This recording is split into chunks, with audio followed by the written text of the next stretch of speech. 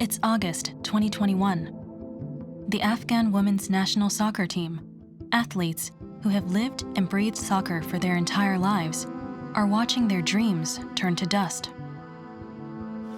It is very sad for us, but we don't have any choice. We all have to. One national player has received threatening letters. They say that if she doesn't give up playing soccer, she will face punishment. Who is behind these threats? The Taliban, Afghanistan's Muslim fundamentalist force, which overwhelmed the country with shocking speed this summer. They imposed an extreme interpretation of Islam's teachings on the country during their 6-year rule from 1996.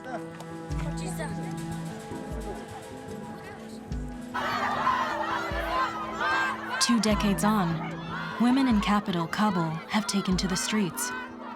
They fear a return to the severe restrictions on their movements that the Taliban once imposed.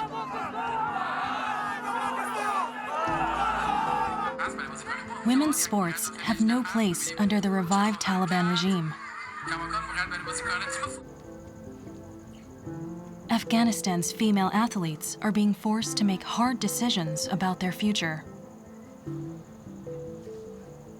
As a woman, I feel my all of women in my country that they live in Afghanistan, because I know they are in danger, not because of death. One day will death, we believe that, but because of our right. The turmoil has had a major effect on daily life.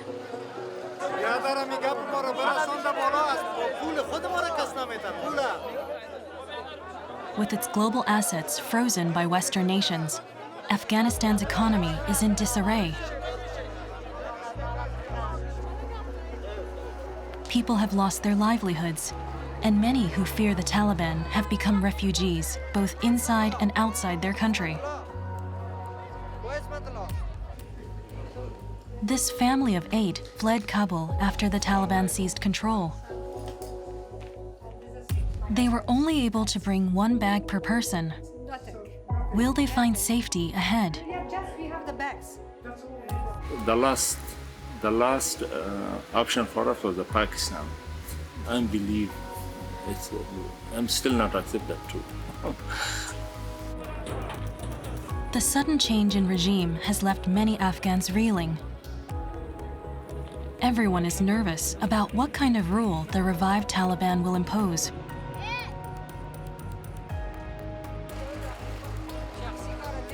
In the months following the Taliban takeover, how has life changed for the people of Afghanistan?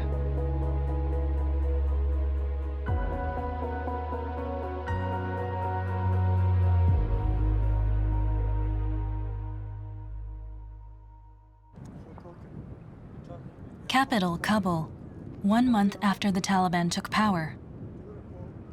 Afghanistan is a diverse country, home to 14 different ethnicities. From the mid-1970s, it was embroiled in an endless civil war as larger powers used it as a pawn in their own wars. The previous administration was put in place by the United States. When American troops pulled out in May 2021, the young government was no longer able to hold back Taliban forces. The group took over several major cities and announced it controlled the country in August. 1 month later, Taliban soldiers could be seen patrolling the city.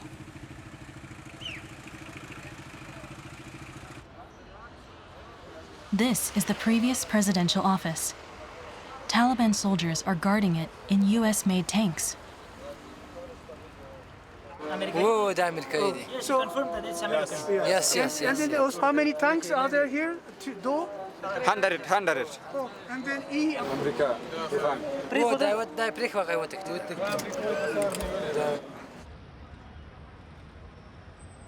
Across the Taliban flag are the words, There is no God but Allah, and Muhammad is his messenger.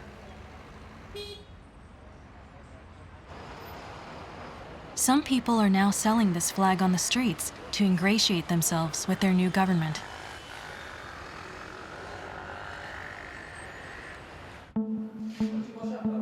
"20 years ago, the international community decried the Taliban government's stance on women's rights. Women were not permitted to leave their homes alone, and girls were not allowed to study past elementary school.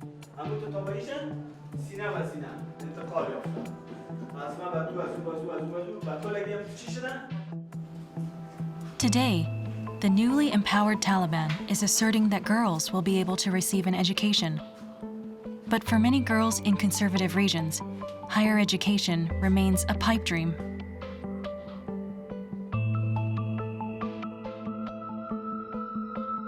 Afghan women's soccer player Mina has seen her life change completely because of the Taliban stance on women's sports.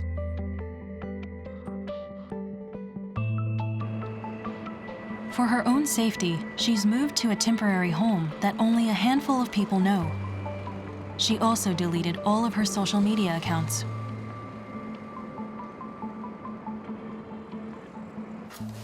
You wanna eat grapes?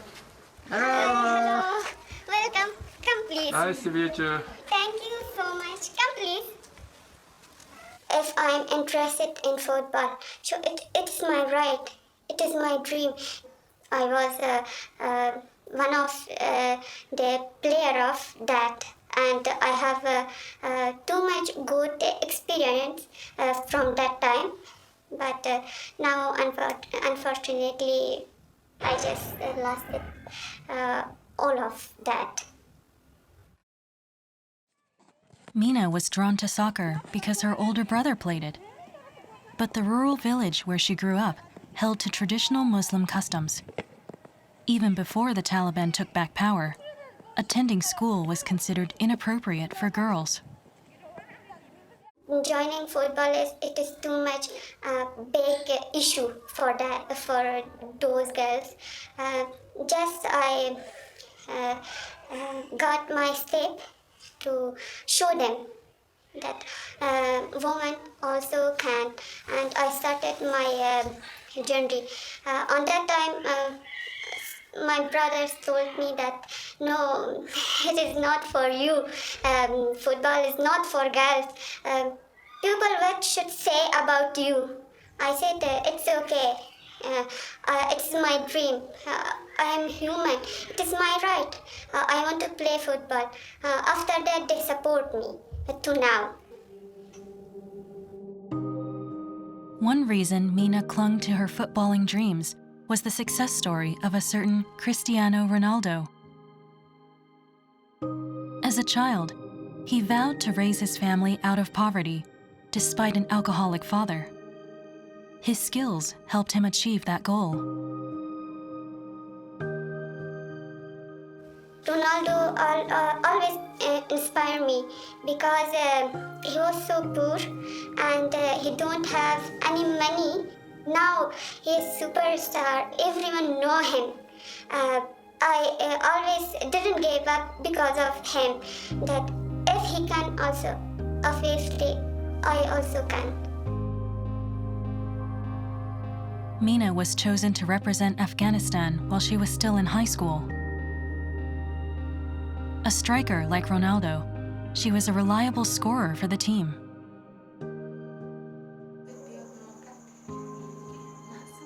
Mina's family moved to Kabul 12 years ago when one of her older brothers was killed by the Taliban.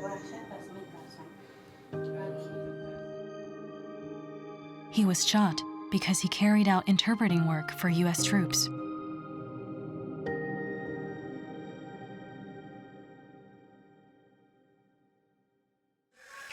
On that time, it was so hard for us, very hard.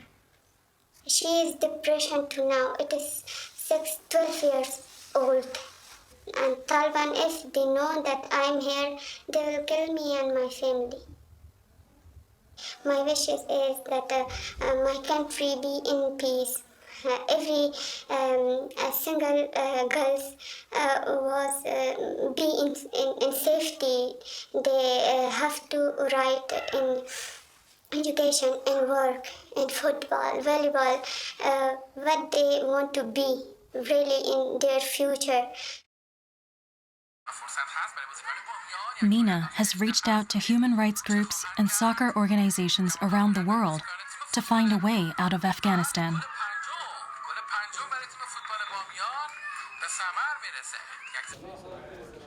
After taking Kabul, the Taliban seized many of the city's buildings for their own use.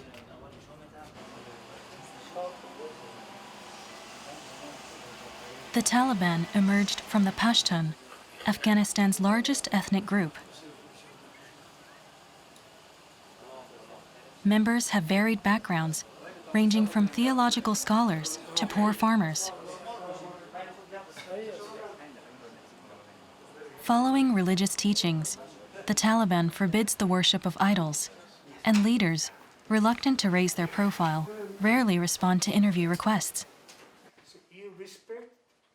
But one high-ranking official in the Cultural Commission did answer some questions. می‌خواهیم آزادی‌هایی را که اسلام به بشر بخشیده است هیچگاه در راستای آن ممنوعیت و محدودیت وضع نکنیم. البته یک عناصری که چیزهایی را به نام حقوق بشر یا حقوق زن معرفی می‌کنند ولیکن در حقیقت آن توهین به کرامت و حرمت زنان است. آن را ما به آزادی زنان تعبیر نمی کنیم. آن را ما به بی‌حرمتی زنان تعبیر می کنیم. یا به اصطلاح آسانتر ترویج برهنگی، ترویج فحشا و غیره. این جزوی از حقوق بشر یا حقوق زن نیست. این تحمیل فرهنگ بیگانگان بر بالای ماست. باید جامعه جهانی به هر جامعه حق بدهد که مطابق ارزش‌های خود زندگی بکنند. He emphasized a culture clash with the West.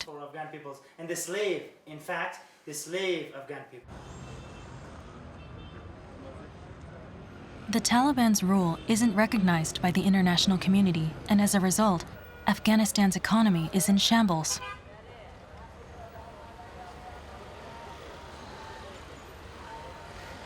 Most of the central bank's assets are in the US and other countries. Billions of dollars have been frozen by the West.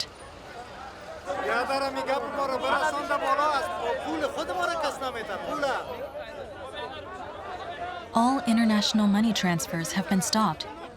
The Afghan financial system is on the verge of collapse, and citizens are rushing to banks to withdraw their savings.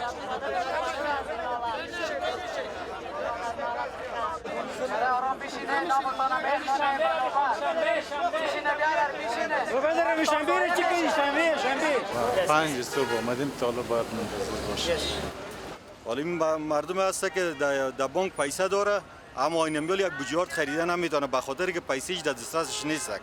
بارا پشت بانک میایه اما پیسه خود گرفته نمیتونه. فکر کو که در روز 600 یا 500 نفر اجرا میکنه اینجا روز 3000 4000 نفر میایه. چه رقم بگیره پیسه خود؟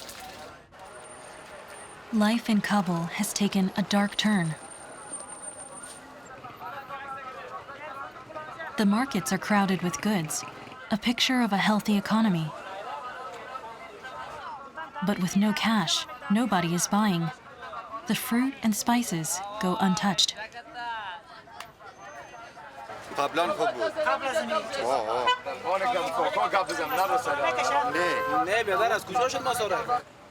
Many people lost jobs when the previous administration collapsed. Public officials have been without pay for 3 months. Some have been forced to make ends meet, selling goods on the street. It isn't just locals on the streets. Worried about Taliban attacks, refugees from other regions have fled to Kabul, hoping for the protection of government troops. The UNHCR estimates around 700,000 have been displaced during 2021.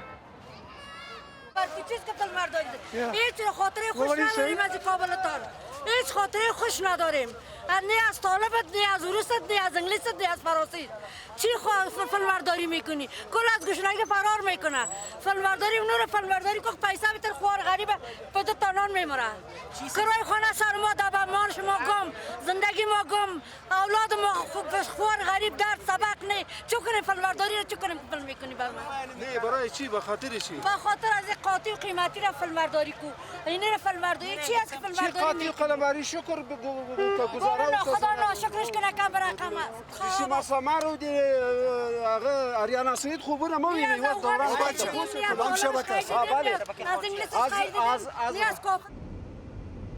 The town of Peshawar in Pakistan straddles the Afghan border. Many refugees have made their way here.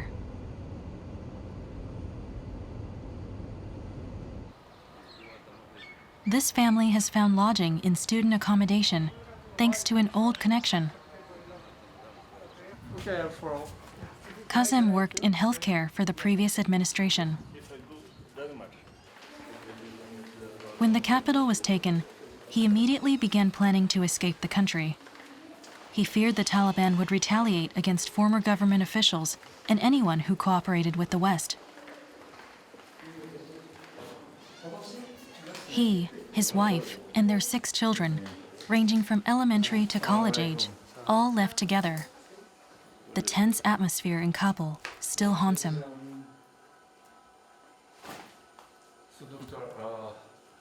All we are in panic and we didn't believe that. Even for 2 streets were empty and nobody moved. And all Afghans have a similar situation. So we stayed for a day in home, didn't move. The last option for us was Pakistan. This is mine and this is my husband's bags. Nothing. So, nothing. Nothing. Yeah, just we have the bags. That's all you brought. Some, just 1 or 2 pieces of clothes. Kazem's wife was a university professor. The whole family is passionate about education.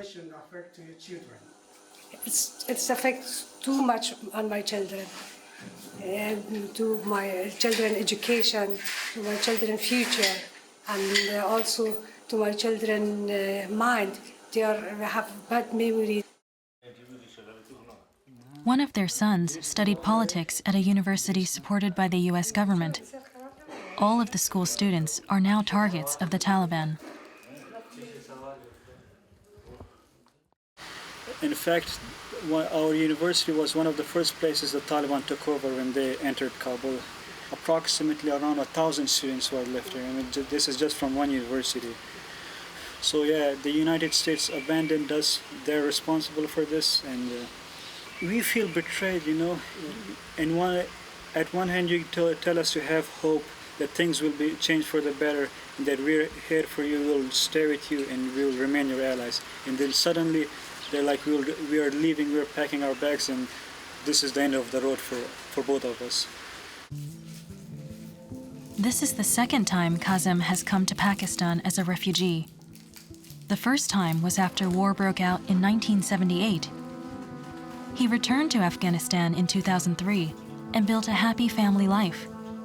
Now, he is once more a refugee.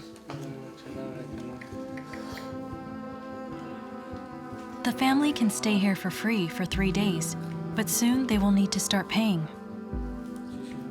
And now we are looking for another because it's quite expensive. We have not received any further communication from Kazem since filming.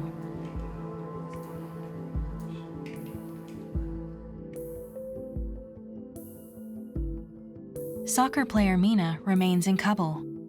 In early October, a letter arrived to her former home.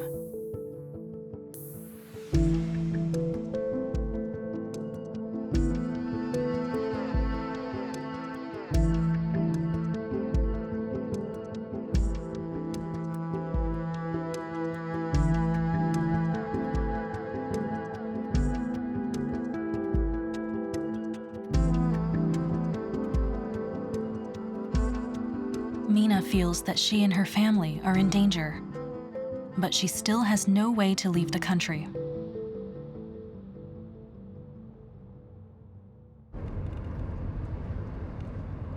After being removed from power by the US military 20 years ago, the Taliban rebuilt its forces in rural areas.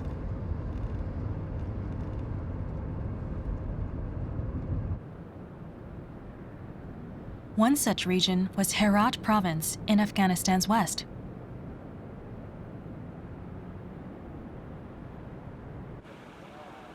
After the change in government this year, it was one of the first areas to settle into relative peace. Médecins Sans Frontières has been running a treatment center here for 3 years. They've continued their work, focusing on the coronavirus and malnutrition.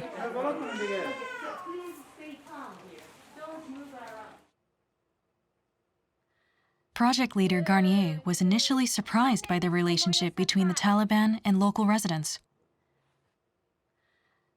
There were no specific battle in Herat. What I've been told is it's been very quick and almost without violence. There were some conflict in global Afghanistan before the Taliban took over. But for Herat, it was a bit like from one day to the other, the authorities have changed and it was quite peaceful. Definitely, they were accepted by the population in the rural area, for sure. Unlike the capital of Kabul, many rural communities still follow old traditions. More traditional Muslims often find the Taliban's policies more palatable than Western democracy. America's aggressive military strategy churned up considerable resentment, much of which was directed towards the previous Afghan government. The Taliban draws on these people for support. They are fully aware of the different issues concerning health because it's our activity, so I can speak only about health. So they are trying to facilitate as much as they can. They are very collaborative and we didn't have any restriction. They didn't ask us to restrain at all. So we were able to continue our activity exactly the same like before. Following the change in regime, Garnier has noticed a continued rise in patients coming in malnourished. We also have 13% of our patients coming from Badris, that is an area nearby, like 200 kilometers and just coming from nutrition. And we see an increase of primary nutrition issue, but also an increase of severities in the cases we have, like they are coming late and in very bad situations. So the severity of the nutrition is a huge problem. I mean, whoever is running the country, it's not the civilian to pay the price of this. As economic turmoil continues under the new regime and droughts ravage the land, many in Afghanistan have lost access to food, medical supplies, and other essentials. UN research predicts that 60% of the 40 million people living in Afghanistan will fall into critical starvation levels, a disaster that could see nearly 9 million lives lost.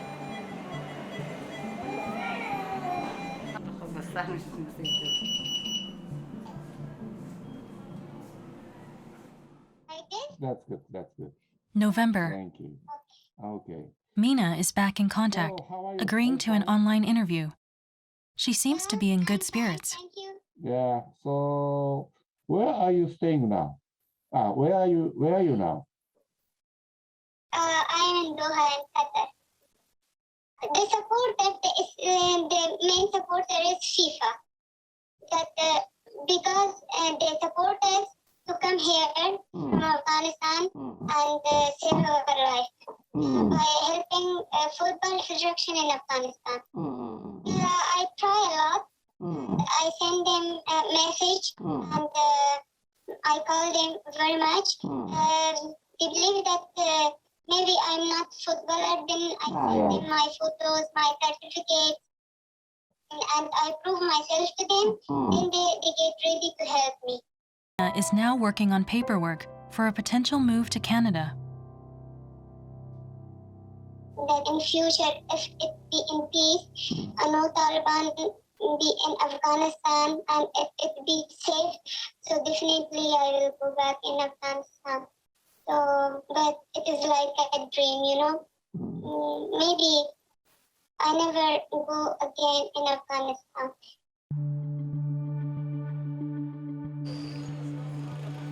Winter is coming to Afghanistan. In Kabul, temperatures will fall as low as -10 degrees Celsius, while some areas in the countryside will see it drop to -40. The Taliban regime is still unrecognized by the global community, and peace is still a distant dream. The UN estimates that nearly 6 million people currently seek refuge, both within and outside of Afghanistan's borders.